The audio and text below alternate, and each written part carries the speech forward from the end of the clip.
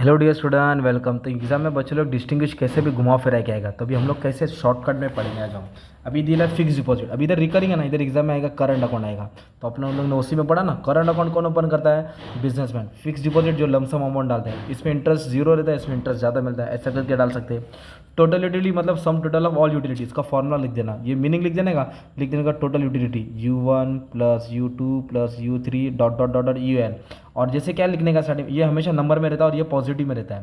तो ये पॉजिटिव में रहता है तो नेगेटिव में रहता है। और मार्जिनलिटी मतलब होता है consumption of last unit, addition made to total, ये वर्ड याद रखो, addition made to total utility, addition made to total utility is called marginal utility. इसका फॉर्मूला कैसे लिखेंगे और शॉर्टकट बता, टोटल यूटिलिटी एन इधर माइनस इधर -1, ये फॉर्मूला डाला, टीचर खुश हो जाएगी।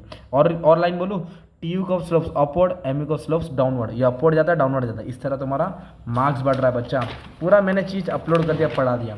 अब ये एक क्वेश्चन है सेकंड लास्ट चैप्टर ना, डेप मतलब कर्जा होता है, इंटरनल डेप मतलब जो गवर्नमेंट है, हमारा इंडिया का गवर्नमेंट है, वो अंदर ही कर्जा ले, इंडिया के अंदर कर्जा लेगा। बोरिंग मतलब कर्जा लेगा अंदर, इंटरनल। और एक्सटर्नल मतलब इंडिया से नहीं लेगा, फॉरेन कंट्री से लेगा, right. Nature of management, internal debt is comparatively less, ज़्यादा कॉम्प्लेक्स नहीं रहता है, एकदम आसान।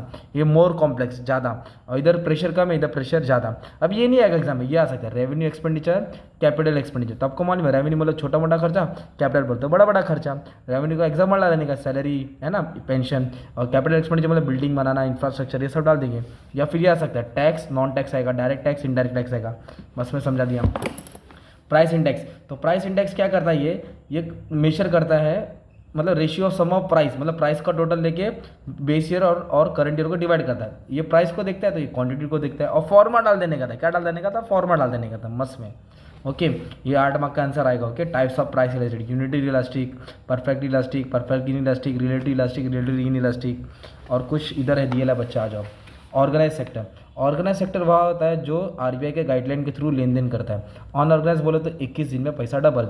लक्ष्मी चिट फंड मतलब क्या है, वो किसी के गाइडलाइन में काम नहीं करता, अपना खुद का रूल्स बनाता है, उसको बोलते हैं अनऑर्गेनाइज। क्या बोलते हैं इसको? RBI कंट्रोल नहीं करता है। और इसमें कौन कौन मेन खिलाड़ी है? RBI, commercial bank, cooperative bank, ये सब। इसमें कौन है? चिट फंड, निधि, लोन कंपनी, ये सब डाल देने का था। और एक ये माइक्रो तो भाई कंफर्म आने वाला, ये एग्री डिसएग्री में भी आएगा, अच्छे से उठा के डाल देने का था, मैंने समझा दिया था, राइट। लास्ट पेज पास क्या है, तो लास्ट पेज और ये दोनों इंडेक्स नंबर क्या है। Last page deal with base year weight, base year, तो इसका उल्टा डालेंगे करंट ईयर। बस फॉर्मूला डाल दो, खुश हो गई टीचर। फॉर्मूला डाल दो, P1 P0, P1 P0, Q0 Q0, Q1 Q1, है ना। फॉर्मूला डाल दो, टीचर खुश हो जाएगी। ओके, और ये बोला है बैलेंस ऑफ पेमेंट। तो balance of payment systematic record of economic transaction between home country and foreign country, import export का हिसाब किताब। बैलेंस ऑफ ट्रेड का मतलब होता है वैल्यू, कितना माल कितना एक्सपोर्ट, कितना रुपये का माल कितना रुपये का एक्सपोर्ट अपन ने सेल किया।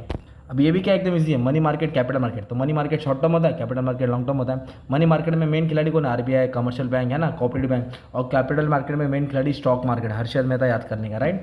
Simple index, weighted index. Simple index क्या कहता है? Every commodity give equal importance, इधर वेट के हिसाब से होता है। ये इजीएस्ट मेथड है, डाल देने का टफ मेथड है। इसमें प्राइस आता है, क्वांटिटी आता है, इसमें लास्ट पेज 5-6 आता है। Increase in demand, decrease. Increase in demand का मतलब होता है, मतलब increase in demand due to change in quantity demand due to favourable change, मतलब प्राइस को छोड़ के मतलब प्राइस वैसे ही, इनकम बढ़ा, डिमांड बढ़ा। प्राइस वैसे ही है, इनकम कम हुआ, डिमांड कम हुआ, है ना। और इधर राइट साइड शिफ्ट होता है, इधर लेफ्ट साइड शिफ्ट होता है। इधर क्या डिमांड को राइट साइड शिफ्ट होगा, इधर लेफ्ट साइड। नीचे बना देने का डायग्राम। और टोटल यूटिलिटी अभी मैंने पढ़ा दिया ना, वैसे ही आके तुमको रेडी रहना है। Individual demand, market demand. Individual मतलब एक का डिमांड होता है, मार्केट मतलब सबका होता है। Individual demand refers to quantity of demanded by single consumer, इधर डालने का पूरा मार्केट, खुद से डायग्राम बना देना, इधर सब डाल देने का ना। और इधर quantity of individual demand is always less quantity, इधर more quantity. Slicing method economic का है, माइक्रो लंपिंग मेथड में, लंपिंग मेथड मैक्रो का है, स्लाइसिंग माइक्रो का, लंपिंग मैक्रो का।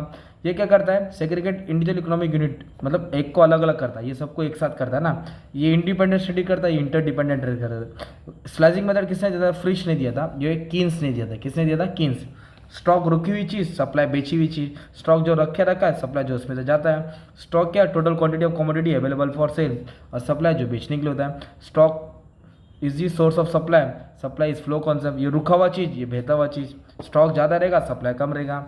डायरेक्ट टैक्स जो गवर्नमेंट खुद डायरेक्टली कलेक्ट करता है, इनडायरेक्ट जो इनडायरेक्टली कलेक्ट करता है। इसमें आता है एग्जाम्पल डालने का, income tax, wealth tax, capital, इधर डालने का GST। इस तरह मैंने डिस्टिंग्विश भी करा दिया, कॉन्सेप्ट भी करा दिया, MCQ भी करा दिया। बस आपका काम है बच्चा पढ़ के रखना, ठीक है। और भी बस इतना बोलना है, बस टेंशन मत लो, सब ठीक हो जाएगा।